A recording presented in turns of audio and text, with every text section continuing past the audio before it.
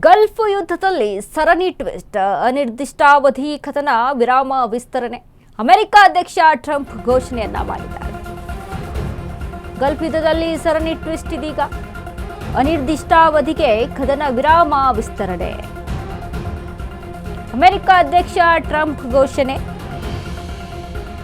Iran ಒಪ್ಪಿಗೆ ಇಲ್ಲದೆ Trump ಘೋಷಣೆಯನ್ನ ಮಾಡಿದ್ದಾರೆ. ಪಾಕಿಸ್ತಾನದ ಮನವಿ ಮೇರೆಗೆ ಕದನ ವಿರಾಮ ಎಂದ ಡೊನಾಲ್ಡ್ ಟ್ರಂಪ್. ಇರಾನ್ ಚರ್ಚೆಗೆ ಬರೋವರೆಗೂ ದಾಳಿ ಮಾಡಲ್ಲ, ಆದರೆ ಹಾರ್ಮುಜ್ ಬಳಿ ಇರಾನ್ ನೌಕೆಗಳ ಸಂಚಾರಕ್ಕೆ ನಿರ್ಬಂಧ. ಇರಾನ್ ಆಂತರಿಕ ಕಲಹಗಳೇ ಚರ್ಚೆ ವಿಫಲವಾಗಲು ಕಾರಣ ಎಂದ ಟ್ರಂಪ್. ಗಲ್ಫ್ ಯುದ್ಧದಲ್ಲಿ ಸರಣಿ ಟ್ವಿಸ್ಟ್ ಕಾಣಿಸ್ತಾ ಇದೆ. ಈಗಾಗಲೇ ಹಾರ್ಮುಜ್ ಅನ್ನ ಇರಾನ್ನೇ ವಶಪಡಿಸಿಕೊಂಡು ತನ್ನ ಮುಷ್ಟಿಯಲ್ಲಿ ಇಟ್ಕೊಂಡಿರುವಂಥದ್ದು. ಇಲ್ಲಿ ಡೊನಾಲ್ಡ್ ಟ್ರಂಪ್ ಹೇಳ್ತಾರೆ, ಇರಾನ್ನ ಹಡಗುಗಳು ಸಂಚಾರ ಮಾಡೋದಕ್ಕೆ ಬಿಡುವುದಿಲ್ಲ ಅಂತ. ಕದನ ವಿರಾಮ ಅಂತ ಘೋಷಣೆ ಮಾಡಿದ್ದಾರೆ. ಇದ್ರ ಬಗ್ಗೆ ಇರಾನ್ ಜೊತೆ ಮಾತುಕತೆ ನಡೆಸಿಲ್ಲ, ಪಾಕಿಸ್ತಾನ ಮನವಿ ಮಾಡ್ಕೊಂಡಿದೆ, ಹಾಗಾಗಿ ಕದನ ವಿರಾಮ ಅಂತಿದೀವಿ ಅಂತ ಹೇಳ್ತಾರೆ.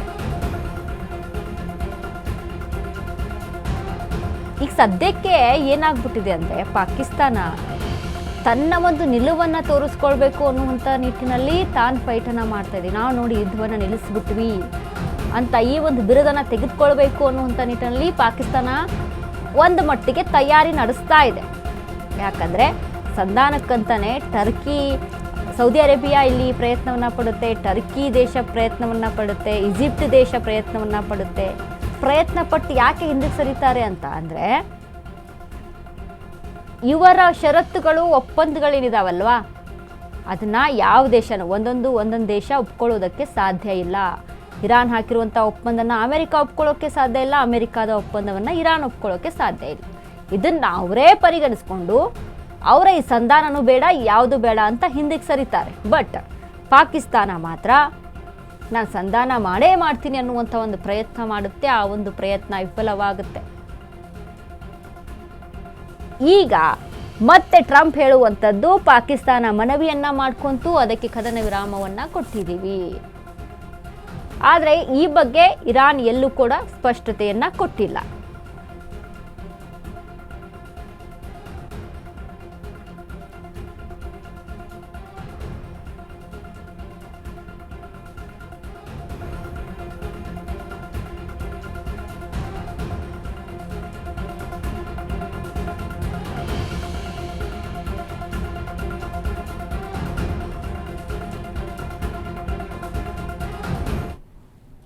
ಟ್ರಂಪ್ ಏಕಪಕ್ಷೀಯ ಘೋಷಣೆ ಕ್ರಮಗಳಿಗೆ ಇರಾನ್ ಇದೀಗ ಧಗಧಗ ಅಂತ ಇದೆ. ಟ್ರಂಪ್ ಕದನ ವಿರಾಮ ಘೋಷಣೆ ಬೆನ್ನಲ್ಲೇ ಸಿಡಿದ ಇರಾನ್.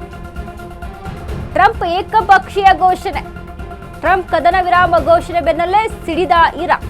ಕದನ ವಿರಾಮದ ಮುಸುಕಿನಲ್ಲಿ ದಾಳಿಗೆ ಅಮೆರಿಕ ಸ್ಕೆಚ್ ಹಾಕ್ತಿದೆ. ಆದ್ರೂ ಸೋತು ಹೋದವರು ನಿರ್ಬಂಧ ಹೇರೋದೇನು ಅರ್ಥ ಇದೆಯಾ? ಅಮೆರಿಕದ ಅಧ್ಯಕ್ಷ ಟ್ರಂಪ್ಗೆ ಟಕ್ಕರ್ ಕೊಟ್ಟ ಇರಾನ್. ಈ ಮಧ್ಯೆ ಹಾರ್ಮುಜ್ ಜಲಸಂಧಿ ಬಳಿ ಮತ್ತೆ ಉದ್ವಿಗ್ನ ಪರಿಸ್ಥಿತಿ ನಿರ್ಮಾಣ. ಕಡೆ ತೆರಳುತ್ತಿದ್ದ ನೌಕೆಗಳ ಮೇಲೆ ಇರಾನ್ನ IRGC ದಾಳಿ. ಹಾರ್ಮುಜ್ನಲ್ಲಿ ತೆರಳುತ್ತಿದ್ದ ಕಂಟೈನರ್ ಶಿಪ್ ಮೇಲೆ ಅಟ್ಯಾಕ್ ಅನ್ನ ಮಾಡಿದೆ. ಅದೃಷ್ಟವಶಾತ್ ಯಾವುದೇ ಸಿಬ್ಬಂದಿಗೆ ಪ್ರಾಣಾಪಾಯ ಇಲ್ಲ. ಹಾರ್ಮುಜ್ ದಾಟಲು ಇರಾನ್ ನೌಕೆಗಳಿಗೆ ಅನುಮತಿ ಇಲ್ಲ ಎಂದಿದ್ದ ಟ್ರಂಪ್ ಏಕಪಕ್ಷೀಯ ಘೋಷಣೆ ಕ್ರಮಗಳಿಗೆ ಇರಾನ್ ಧಗಧಗ ಅಂತ ಹೊತ್ತಿ ಉರಿತಾ ಇದೆ. ಏಕಪಕ್ಷೀಯ ನಿರ್ಣಯ ಒಂದು ರೀತಿಯಲ್ಲಿ ಟ್ರಂಪ್ನ ಹುಚ್ಚಾಟ ಇದೆಯಲ್ಲ. ಕದನ ವಿರಾಮ ಅಂದ್ರೆ ಹೇಗಿರುತ್ತೆ? ಟ್ರಂಪ್ ಒಬ್ಬರೇ ಘೋಷಿಸ್ಬಿಟ್ಟೆ ಆಗ್ಬಿಡುತ್ತಾ? ಅಮೆರಿಕ ದೇಶ ಒಂದೇ ಘೋಷಣೆ ಮಾಡಿಬಿಟ್ರೆ ಆಗ್ಬಿಡುತ್ತಾ? ಯುದ್ಧ ಇರೋದು ಯಾರ ಜೊತೆ? ಇರಾನ್ ಜೊತೆ. ಇರಾನ್ ಒಪ್ಪಿಗೆ ಇದೆಯಾ? ಅದಕ್ಕೆ ಇರಾನ್ ಒಪ್ಪಿಗೆಯನ್ನ ಸೂಚಿಸಿದೆಯಾ? ಯಾವುದೂ ಇಲ್ಲ. ಬಟ್ ಏಕಪಕ್ಷೀಯವಾಗಿ ಕದನ ವಿರಾಮ ಅಂತ ಹೇಳ್ತಾರೆ. ಇದಕ್ಕೆ ಇರಾನ್ ಕಿಡಿಯನ್ನ ಕಾರ್ತಾ ಇದೆ. ಇದ್ರ ಬಗ್ಗೆ ಮಾತುಕತೆಯನ್ನು ನಡೆಸಿಲ್ಲ, ಯಾವುದೇ ವಿಚಾರದ ಬಗ್ಗೆ ಕೇಳಿಲ್ಲ, ಹೇಳಿಲ್ಲ. ಹೇಗೆ ನಿರ್ಧಾರವನ್ನು ತೆಗೆದುಕೊಳ್ತಾರೆ ಡೊನಾಲ್ಡ್ ಟ್ರಂಪ್? ಹಾರ್ಮುಜ್ ಜಲಸಂಧಿ ವಿಚಾರಕ್ಕೆ ಸಂಬಂಧಪಟ್ಟಂತೆ ನೋಡಿ, ಒಮನ್ ಕಡೆಗೆ ಹೋಗ್ತಾ ಇದ್ದಂಥ ಹಡಗುಗಳ ಮೇಲೆ ಅಟ್ಯಾಕ್ ಮಾಡಿದೆ ಇರಾನ್. ಬಟ್ ಯಾರಿಗೂ ಸಹಿತ ಪ್ರಾಣಾಪಾಯ ಸಂಭವಿಸಿಲ್ಲ. ಬಟ್ ಹಡಗು ಮಾತ್ರ ಅಲ್ಲಿ ನಾಶವಾಗಿರುವಂಥದ್ದು. ಹಾರ್ಮುಜ್ ಜಲಸಂಧಿ ಒಂದು ಕಡೆ ಬಂದು ಇದರಿಂದ ಸಾಕಷ್ಟು ನಷ್ಟ ಆಗ್ತಾ ಇದೆ. ಅದ್ರ ಜೊತೆಗೆ ಟ್ರಂಪ್ನ ಈ ಒಂದು ನಿರ್ಧಾರಗಳಿದಾವಲ್ಲ, ಒಂದು ಸ್ಪಷ್ಟವಾದಂಥ ನಿರ್ಧಾರಗಳೇ ಇಲ್ಲ. ಒಂದು ಕಡೆ ಅಮೆರಿಕ ಕದನ ವಿರಾಮ ಅನ್ನುತ್ತೆ, ಮತ್ತೊಂದು ಕಡೆ ಇರಾನ್ ಕದನ ವಿರಾಮ ಅನ್ನುತ್ತೆ. ಒಟ್ಟಿನಲ್ಲಿ ಈ ರೀತಿಯಾಗಿ ಹುಚ್ಚಾಟಗಳು ಟ್ರಂಪ್ದು. ಹಾಗಾಗಿ ಇರಾನ್ಗೆ ಒಂದು ಕಡೆ ತಲೆನೋವಾಗಿ ಪರಿಣಮಿಸಿದೆ. ಟ್ರಂಪ್ಗೆ ಯುದ್ಧವನ್ನು ನಿಲ್ಲಿಸ್ಬಿಟ್ರೆ ಸಾಕು ಅನ್ನುವಂಥ ಸಿಚುವೇಶನ್ ಟ್ರಂಪ್ಗೂ ಇದೆ. ಇರಾನ್ ಹೇಗಾಗಿದೆ ಅಂತ ಅಂದರೆ, ಈಗ ಅರ್ಧಂಬರ್ಧ ಜೀವ ಉಳಿದಿರೋ ಹಾವು ಥರ ಆಗ್ಬಿಟ್ಟಿದೆ. ದ್ವೇಷ ಇಟ್ಕೊಂಡು ಕಚ್ಚಕ್ಕೆ ಬರುತ್ತಲ್ಲ, ಆ ರೀತಿಯಾಗಿ ಆಗ್ಬಿಟ್ಟಿದೆ ಇರಾನ್ನ ಪರಿಸ್ಥಿತಿ. ಏನಾದರೂ ನಾವು ಜಗ್ಗಲ್ಲ ಬಗ್ಗಲ್ಲ ಎಲ್ಲದಕ್ಕೂ ರೆಡಿ ಅನ್ನುವಂಥ ನಿಟ್ಟಿನಲ್ಲಿ ಇರಾನ್ ಮುನ್ನುಗ್ತಾ ಇರುವಂಥದ್ದು. ಯಾಕಂದರೆ ಆಯತುಲ್ಲಾ ಖಮೇನಿ ಹತ್ಯೆ, ಅವರ ಕುಟುಂಬದ ಹತ್ಯೆ, ಇರಾನ್ ಮೇಲೆ ಆದಂಥ ಒಂದು ಶಾಲೆಯ ಮೇಲೆ ನಡೆದಂಥ ಒಂದು ಇಸ್ರೇಲೇನು ಒಂದು ದಾಳಿನ ನಡೆಸುತ್ತೆಲ್ಲ ಶಾಲೆಯ ಮೇಲೆ, ಅದರಿಂದ ಮಕ್ಕಳ ಮಾರಣ ಹೋಮ ಆಯಿತು. ಶಾಲೆ ಕಾಲೇಜುಗಳ ಮೇಲೆ ಅಟ್ಯಾಕ್ ಮಾಡಿದ್ರು, ಅಲ್ಲಿ ಮಕ್ಕಳ ಮಾರಣ ಹೋಮ ಆಯಿತು.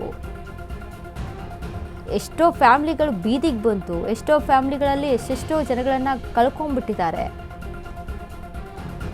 ಲೆಬನಾನ್ ಮೇಲೆ ಇಸ್ರೇಲ್ ನಡೆಸ್ತಾ ಇರುವಂಥ ದಾಳಿ, ಟೆಹರಾನ್ ಮೇಲೆ ಅಮೆರಿಕ ನಡೆಸಿರುವಂಥ ದಾಳಿ, ಇದೆಲ್ಲವೂ ಒಂದು ಮಟ್ಟಿಗೆ ದೊಡ್ಡ ನಷ್ಟವನ್ನು ತಂದೊಡ್ಡಿದೆ ಇರಾನ್ಗೆ.